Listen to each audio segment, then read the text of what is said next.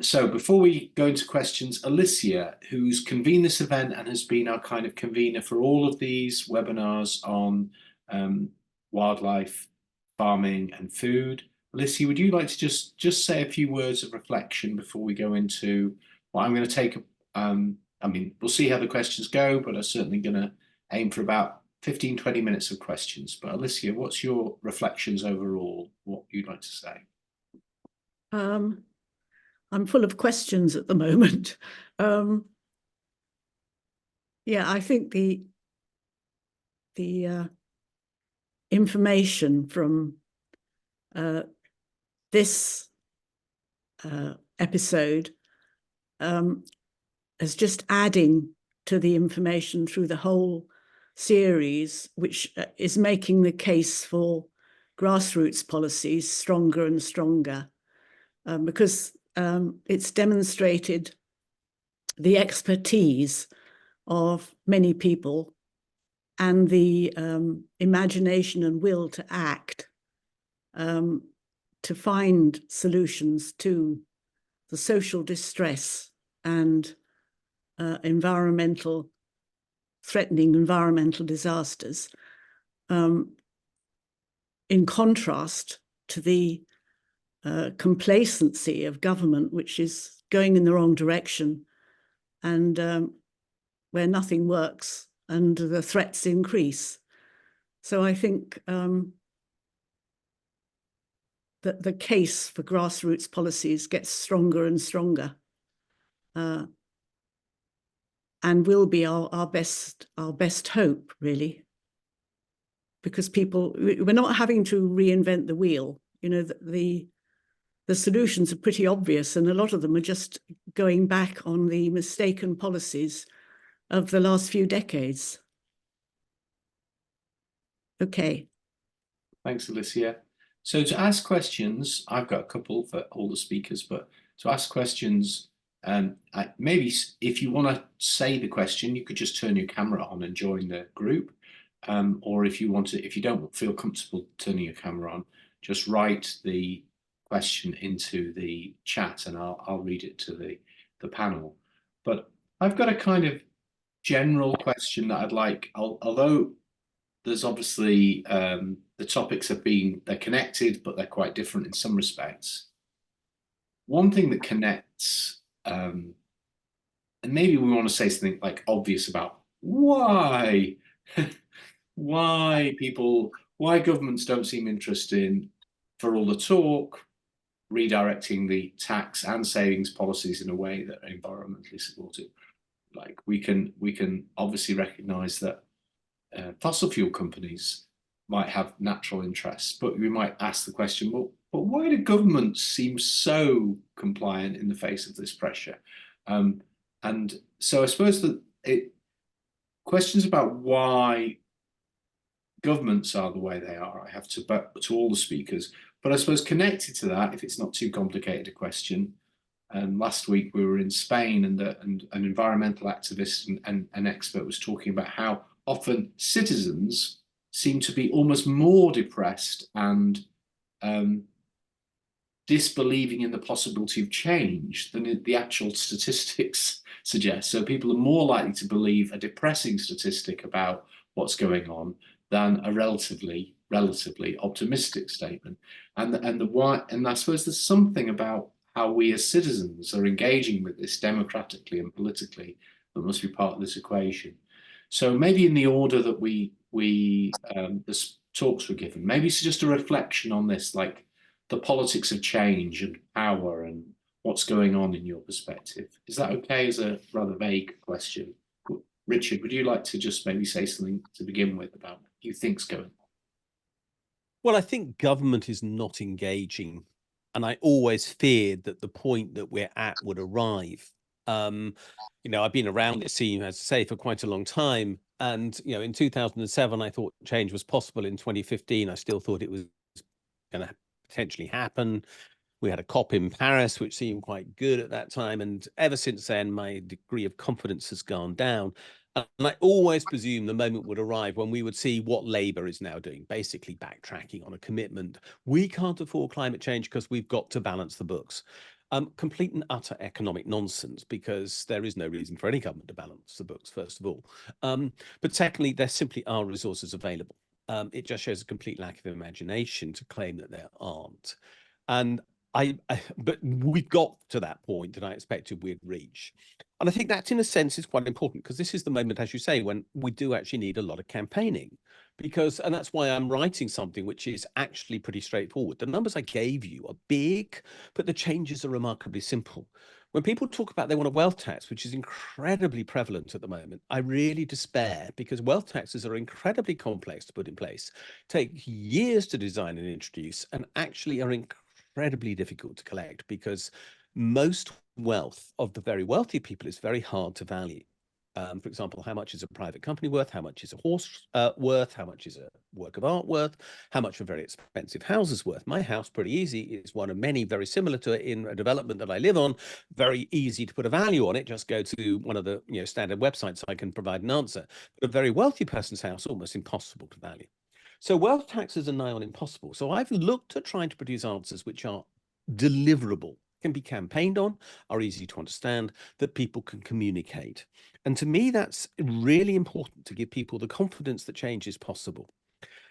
One of the things, and one of the reasons why I keep on banging on about finance, because almost no other campaigns do, and it's been very difficult to even get people like Greenpeace or Friends of the Earth and other big organizations to talk about finance at a macroeconomic level, as people are really frightened of big numbers.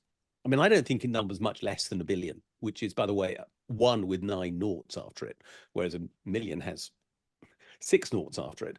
And I can think in trillions as well, which is 1 with 12 noughts after it, if you like. And these are the sorts of numbers that are eventually going to be talked about to transform things, because although we might say we're going back to policies that are older, we want to make things, in fact, we're going to have to make quite a lot of expenditure to transition. And the expenditure's in 2 ways.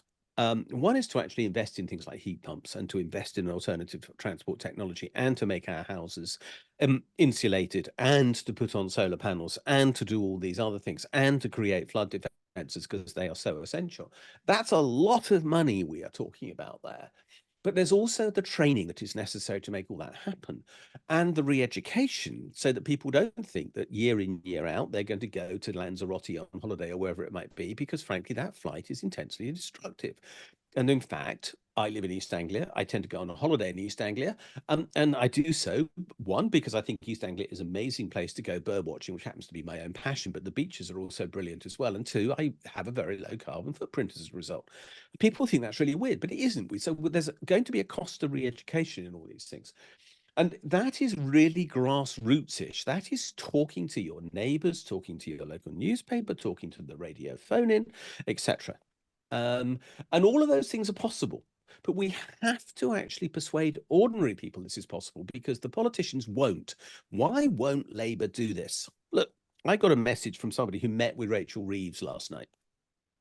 And she said, every day, every week, every month, and every year throughout the lifetime of the next Labour government, we will make sure we keep the interests of the City of London satisfied. Now, the meeting was with the City of London. My person who was present is a senior banker who happens to be somebody I know. But she aligns her interests now with the City of London. And until we align our interests with people, then we are in deep, deep trouble. And the problem we have is that no political party in the UK, apart from the Greens, is aligned with people.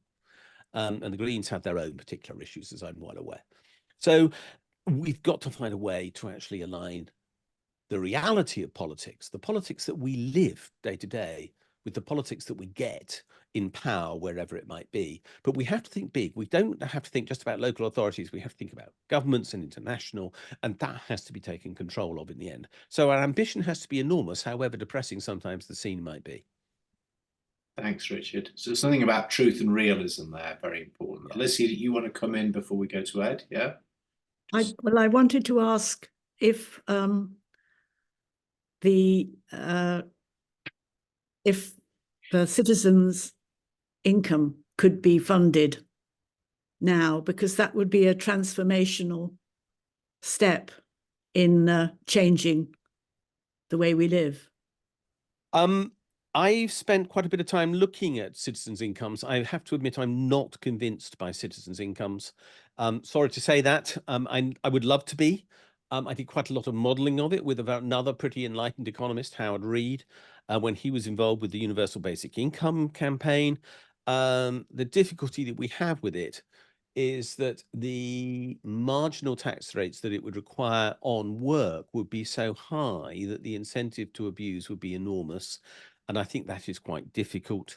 I am a great believer in universal basic services and improved support services, but I can't find a model of citizens' income which actually is A, a citizen's income, and B, can be universal, because people's situations vary too greatly.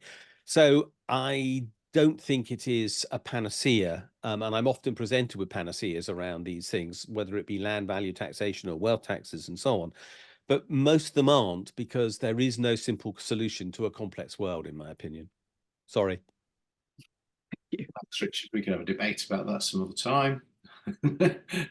But so let's pass on to Ed, this broad question about political change. Ed, I'm now going to be haunted by giving birth to two 14-year-old boys worth of plastic for the rest of my life, I think. Well, you have done already many times. I mean, you may not you may personally have given birth to smaller amounts of plastic. Yeah, no, I But know. you know, I mean, even that statistic and the way that I use it actually speaks to something that came up in what Richard just said, which is the carbon footprint, which is a wonderful, and that one comes from the aviation industry, and it's also a very well-honed tool to make us feel pretty bad about all the decisions that we're making, while making us, you know, kind of unaware of what people in power are doing.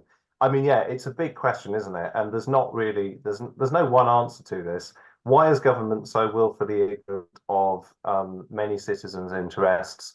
I think probably something about the Overton window should be brought up, you know, the kind of range of policies that can be considered at any time. And the Overton window is shifted by forms of civic engagement of all kinds. I think it's shifted by me going and gluing myself to something. It's also shifted by citizens doing research into and holding powers that surround them to account. Like, as a movement, we have recently been joining up campaigns against AstroTurf around the UK. And something that I find endlessly fascinating about that, and we're writing a big report which we're going to launch hopefully at the end of next month, is people know their stuff. Like, people really know their stuff. And if they're directly affected by something, they'll really get into and find out about it. And I think often what it takes is a kind of a gentle holding of those kinds of movements. I'm sure that the things that you do, Simon and Alicia, within this organization speak to that. A gentle holding to help people understand what the best frameworks are so that they can go out and be useful and organize amongst themselves. Like, I feel like a lot of kind of local organizing that I'm involved in essentially consists of creating WhatsApp groups for people, facilitating meetings, and then watching a lot of empowerment happen. And I think it would be great if there was more kind of funding of that. Things like universal basic income, I think, are actually potentially a very helpful thing, in the sense that they could empower a lot of people to become more engaged in ways like that with civic life, which would be kind of cool. There was something else I kind of wanted to say. Can't quite remember what it was, but yeah, I suppose the encouragement basically, I mean, is as much as possible that we get engaged in ways that we can with civil life. And within the activist movement, something I'm noticing within the context of increasing like policing of some traditional protest activities, to take a look at Animal Rising, for example. Last year, loads of really big public actions around animal rights and welfare, really exciting, lots of headlines. This year, a lot of their focus is on their plant-based universities campaign and their plant-based councils campaign. And that focus is really interesting because, you know, neither of them are, you know, illegal according to anyone. They're actually about outreaching to institutions, describing the environmental reasons for changing. And the thing I find interesting about that is that there is a lot of reformism in there, and there's also the radicality of that movement as well. So, you know, I think it is interesting that as the crisis gets worse in many ways, citizens are finding like newer and newer ways of speaking truth to power and doing what they can.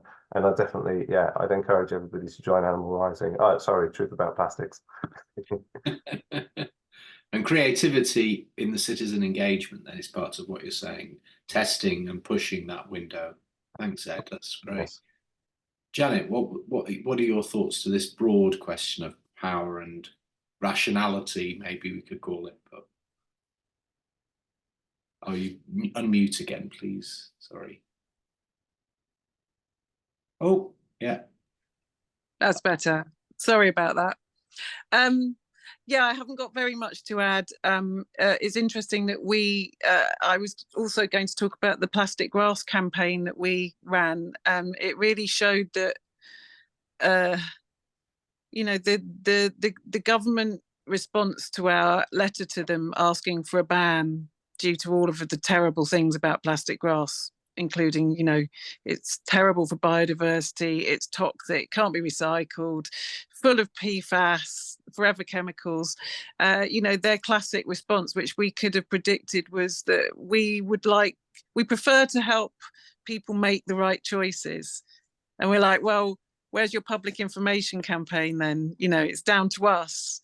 And as Ed was saying, unless we had gone and sort of strapped ourselves to a motorway gantry, we did a big public information campaign. We're doing a big public information campaign, and you're left sort of feeling so disenfranchised. But I know I'm just talking about the problem, really, not the solution. But I feel the solution, one part of it for me personally, lies in piercing that membrane of reality that people walk around not aware that they're being manipulated. Is this sort of convenient trope to talk about, Putin's Russia as a land where propaganda is sort of, robotizing everyone, without realizing that we're in an equally tricky situation here in terms of what's real and what's not. I think I'm rambling now. Anyway, that's good. Thanks. So there's a question from Adrian with I think it's really connected questions, and I wondered whether, I think it's mostly for Ed and Janet. It's really maybe just to explore a little bit more about, what are our alternatives then in a world full of these plastic devices? Looking around me, my desk's covered in plastic. I don't think it's entirely plastic. That's plastic. So there's lots of this stuff around. What should we be doing? Help us see some light, I guess. Janet.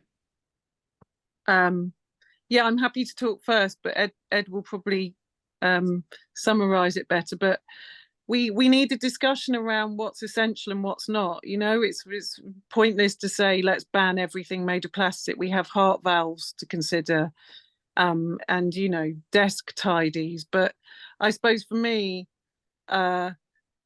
it's about the big problem we have to deal with first are the fast-moving consumer goods. And that should be relatively easy to switch to a reuse system.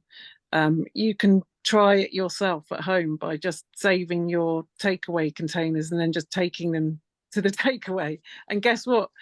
99 times out of 100, they will refill them for you. But in terms of, all the other stuff, I buy secondhand plastic and people say, oh my God, you're a plastics campaigner and you're wearing a plastic coat. It's like, yeah, well, I bought it in a charity shop, but obviously that's not sustainable forever. But a long time ago, we used to talk about having a citizens' assembly or a people's assembly about what we actually can do without and what we need to keep. But I'm going to pass to Ed now.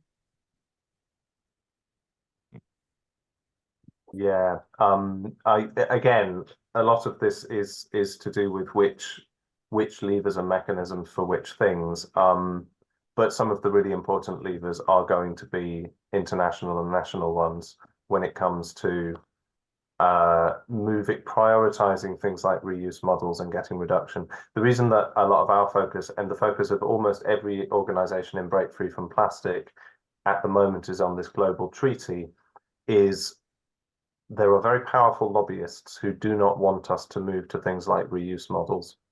There was a big scandal when the lobbying of Coca-Cola in Scotland was uncovered.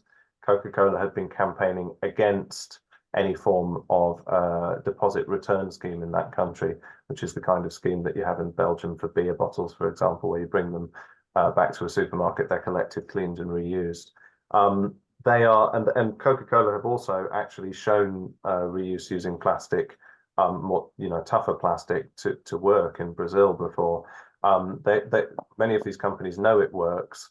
And I think the unfortunate fact is that a lot of fast-moving consumer goods companies are, in a sense, a plastic company. They often sell something else alongside their plastic or in it, which is what you want to get. But they are plastics companies. A lot of their money comes from moving a lot of plastic around the world. So that is how things are set up. And we come back to the Overton window. We have to shift that. And the way we can do it globally is by setting a cap on the actual production of plastic. This is an achievable goal because there are only 100 big companies who make raw polymer and maybe about 300 in total. That's enough to be regulated by some kind of international authority, deciding the amount that we can produce to create caps. And from that, of course, what follows, hopefully, is a situation where we're producing, where we're setting it that limit and having to innovate within it because we know it's the only safe limit for the planet. So that is, in a word, what we have to do. There are loads of different materials, but I'm not into consumerist advice. I don't think it's the right way to go about it. We need to aim at that broader systemic change and not to feel bad about our individual choices when we get our vegan curry. Thank you, Ed. Alicia. I just wanted to mention other sorts of waste because as you talked about recycling bottles, I mean, I think it's an absolute crime that we break glass jars and bottles because making glass takes an amazing amount of energy. There was a lovely book written by an eye surgeon back in the 80s called Return to Gaia, which I took on holiday thinking it was a romantic novel, but it was actually about carbon costs and carbon footprints. And he described then how ridiculous, how criminal it was that we didn't reuse glass jars. And I'm sure I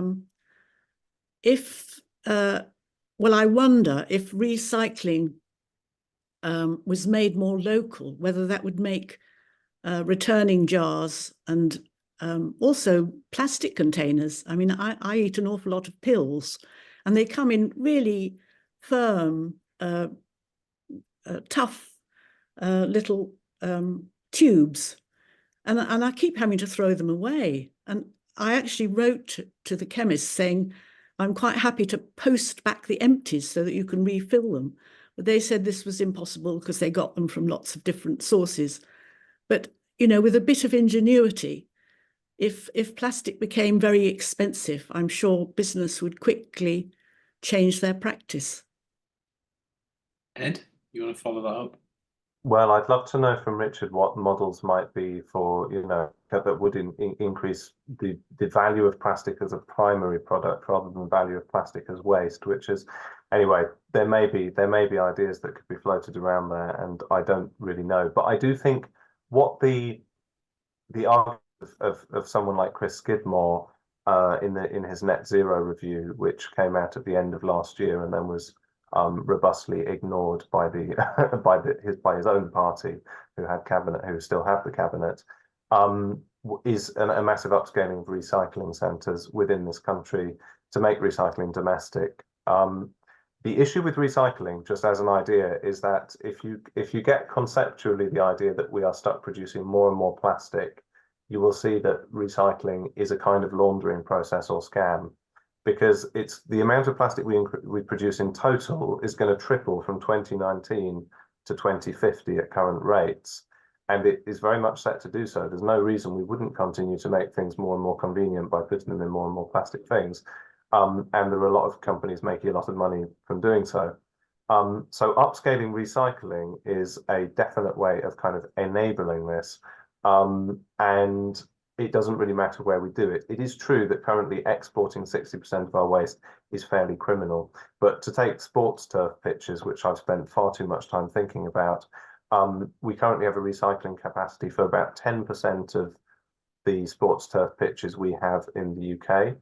and to upscale to have 100% of it would in itself mean building huge numbers of absolutely giant operations, you know, just in order to recycle that one thing, when there is an alternative, which is moving to natural turf pitches, which, although they are not environmentally neutral, don't have that waste problem at the end of their life, and therefore don't go with all that associated infrastructure. So it's always going to be a growth argument that you need to increase the number of recycling centres, good for the economy, good for the recycling economy, green economy, can benefit from some of the kind of investment schemes that Richard is envisaging, for example.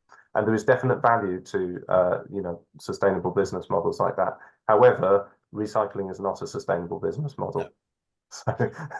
So that's the point I'd make there. Can I jump in there? Yes, Janet has a hand up too, but I think you were kind of intimated. So unless, do you think it's logically you should go next, Janet, or should we let Richard and then go back to you? You're still muted, Janet. You're muted. I just put something in the chat relating to what Ed was talking about. I don't need a turn. Thank you. Okay, thanks, Richard.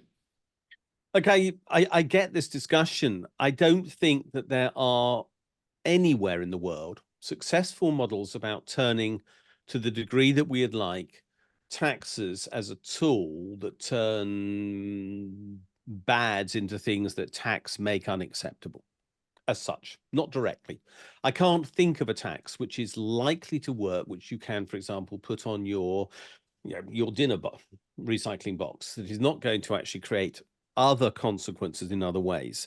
And that is because there are limits to what we can do through, in particular, the tax system. But there are, we have to think more creatively.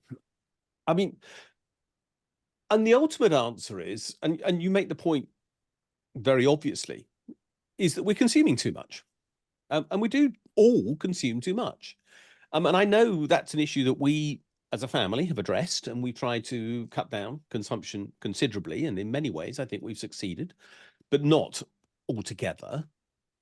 But I wrote about this quite a while ago in a book. I mean, I happen to notice this is pure chance. There's a copy beside me because I used it for something else. My book, The Courageous State. I was talking earlier today and on a completely different topic to students, basically. But in there, I discussed how do we actually tackle the problem of overconsumption? Is there a way through the tax system we can do that? Well, obviously, we could put up VAT rates. We could make consumption much more expensive, but that's a very regressive tax because VAT is charged a lot more on proportionate to income on people on low incomes than it is on people on high incomes, because high income people save, therefore they don't pay VAT on all their expenditure, whereas low income people do. So that's a very unfair outcome. Is there something that we can do that is better? And the idea that I've always liked is to actually basically change the rules around advertising, because there is one single industry that I know of, the only single industry that I know of, which is dedicated to creating unhappiness, and that is the advertising industry. Yeah. I mean, the moment I buy something, it wants to make me think that what I've just bought is inadequate, and I'm inadequate by now owning it because there's now a better one that I can have available, and therefore I should throw away what I've just bought and have whatever replacement it might be, whether that's a car or, you know, all the absurd things that I see advertised on television, which I always mute if I have to watch a program with adverts in it.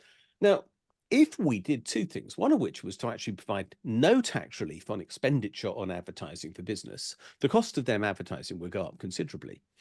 And we could also increase the VAT rate on advertising considerably. So the cost of advertising, unless it was very low value, for example, local advertising for jobs or local information, etc. So we can find a way around that to make sure that local adverts under a certain value aren't going to be penalized.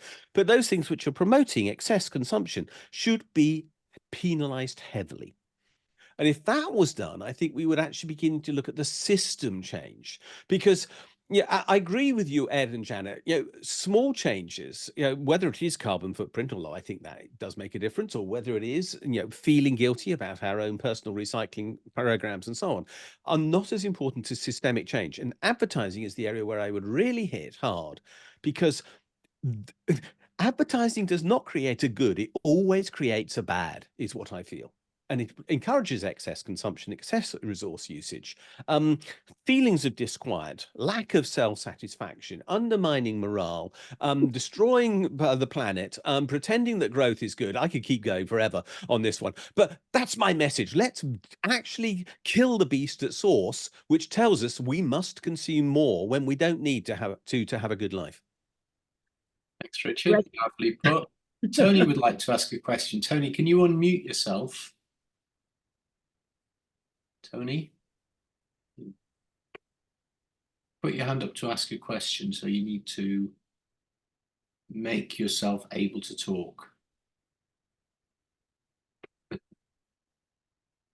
Or maybe you've changed your mind.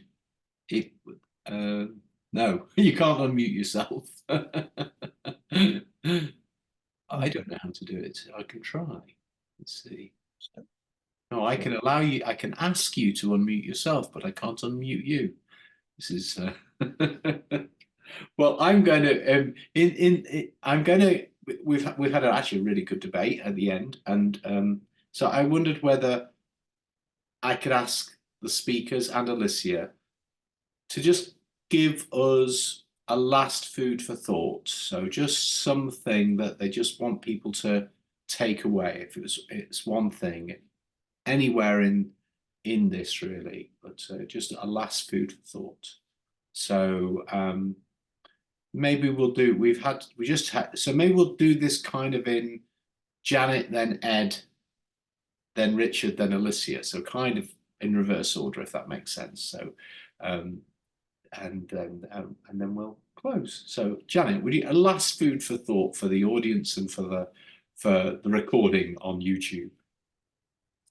Thank you, and thank you for inviting us. We'd like to come again.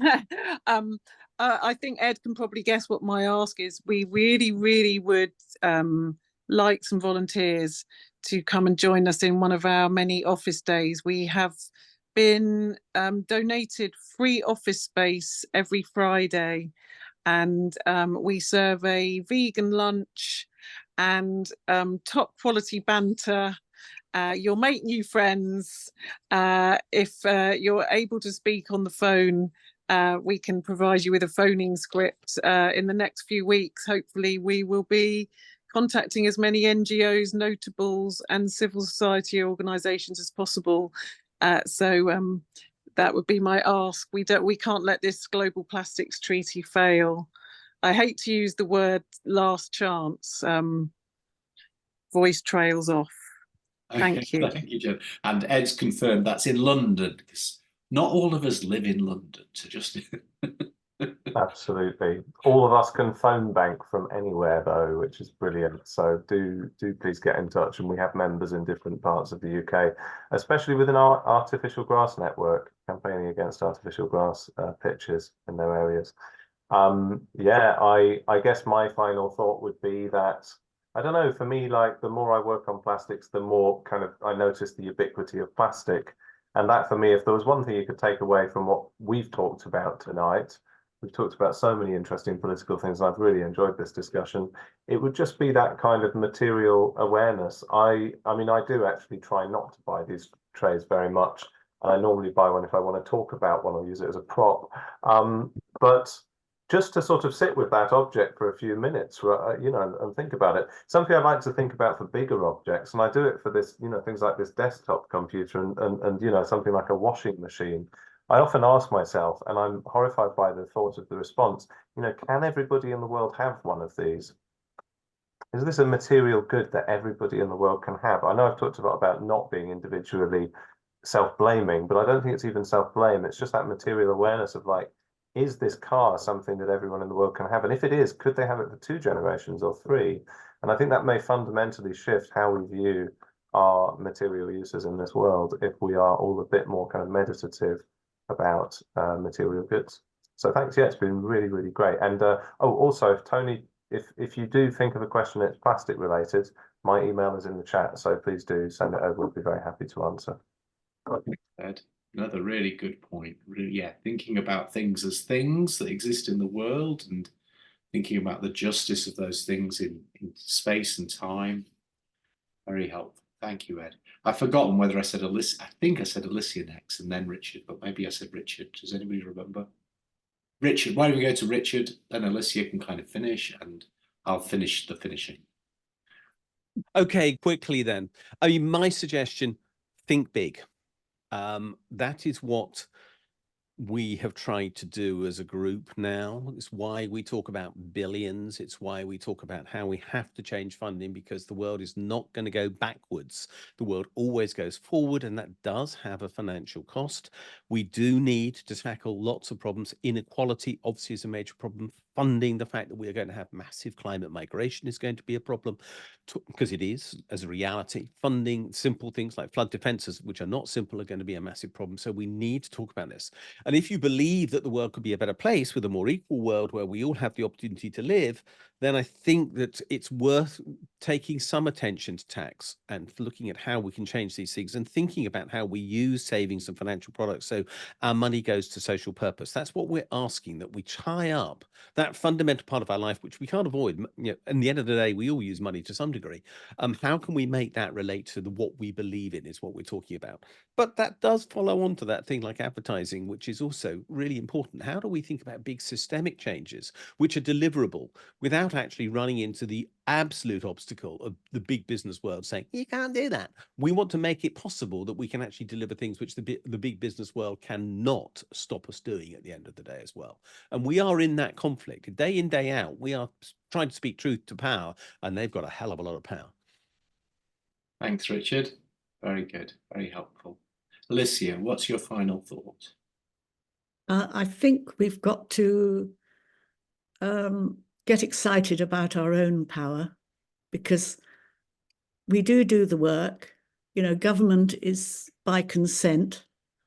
And I think by talking to each other and using our imagination and ingenuity and detailed knowledge of what life's like, we can come up with lots of solutions. And we can, if we turn them into formal policies and vote on and get a significant number of people agreeing, we can be extremely powerful. I mean, strikes could bring the country to a standstill, but you have to know what you want to do before you bring the country to a standstill. So I would recommend engaging with others to think about all these problems and find the solutions. Thanks, Alicia. And certainly it's in that spirit we endeavoured to create Citizen Network a few years ago as a way of trying to connect people, countries and issues in a way, because all these things are connected so much, and we need passionate people focused on tax and focused on plastics because that gives us the detail.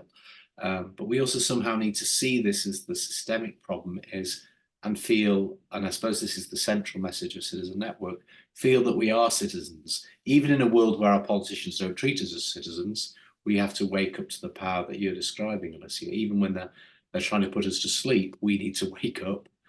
And I think so. I would just remind people that all this information will be shared. Citizen Network is a free resource to the world. It's free to join, free to become a member, and it's a way of connecting with others who care about these issues around the world. Our focus, I think, in the next year or so is particularly going to be thinking about citizens in the small places they are. And so I would go back to one of your thoughts, Alicia, it connects to what Ed was saying. You know, like if this plastic can't be sent away, what would we do with it? And a lot of these things are also, I think, more powerful when we think about, we take responsibility for the communities we're in and for the things in those communities rather than taking them for granted. And so we'll hope to try and bring those kind of things to people's immediate attention more and more. But I'm just really thankful for all our speakers, really appreciative. I've learned so much over this series. There'll be a 7th talk on the 22nd of February, if I remember right, same time. We've got definitely confirmed Guy Standing, advocate of basic income, like me. But Richard can come along and throw rocks if he likes. And who's our other speaker, Alicia? You sent me. Vicky Hurd. who is, what's Vicky's? Who's so many things, but she's the head of development at Sustain, the Alliance for Sustainable Farming. Fantastic. She's I sent you a long list of things just recently. I'm Which sure you did. I looked her up. It'll be sitting in my 200 as yet unopened emails. Yeah, yeah. Thank you. So thanks again, everybody, and thanks. Oh, sorry, go on. Yeah. Guy will actually not be talking about citizens' income, but about the blue commons and the commons in general. So thanks, everyone. Have a lovely evening. As plastic free as possible. Pay your taxes, and we hope to see you again. Bye. Thank you.